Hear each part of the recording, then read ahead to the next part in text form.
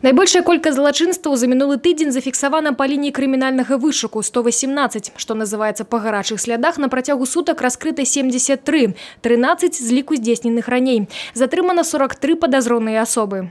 Также сотрудниками милиции было раскрыто 6 преступлений, которые относятся к категории тяжких и особо тяжких. Продолжено мероприятие по деалкоголизации населения.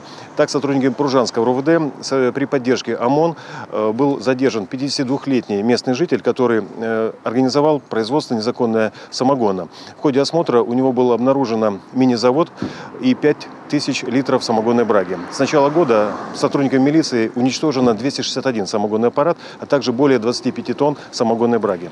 За минулые выходные зарегистрировано 7 дорожно-транспортных здарэнняў. 7 человек отрымали ранения разной ступени тяжкости. Сярод их 3 детей. 15 сентября около 10 часов утра на автодороге М1 Брест-Минск, граница Российской Федерации, зарегистрирована дорожная авария.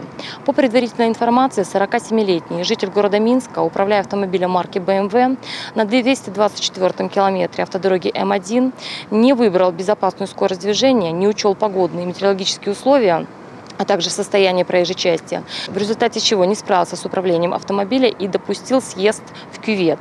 В результате происшествия 14-летний сын водителя автомобиля BMW получил травмы, с которым был госпитализирован в Барановичскую центральную больницу. 16 сентября также зарегистрировано 2 дорожные аварии с участием детей. Это в городе Кобрине и в городе Пинске. Супрацоўнікамі брэсцкай мытні выявлено 91 адміністрацыйнае правапарушэнне на мяжы. У ходе полевых выходов супрацоўнікі областной инспекции аховы жывёльнага и расліннага свету выявили некалькі фактов браконьерства. У Столинскім районе застрелили 2 лосей. Следчы комитет по гэтым факте узбудил криминальную справу. Другі выпадок – браконьерская рыбалка.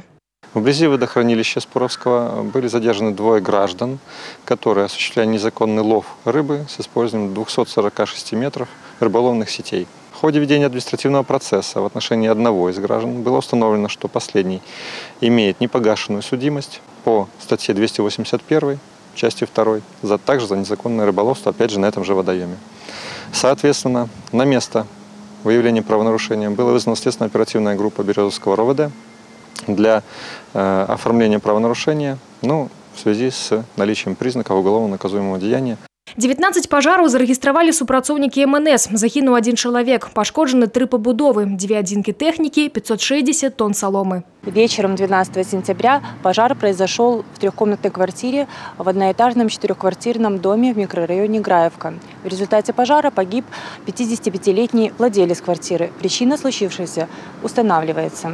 Сразу 4 пожара произошли в агропромышленном комплексе области, в результате чего сгорело 2 комбайна и 650 тонн соломы. Еще 500 тонн соломы удалось спасти благодаря совместным усилиям работников МЧС и работников агропромышленного комплекса.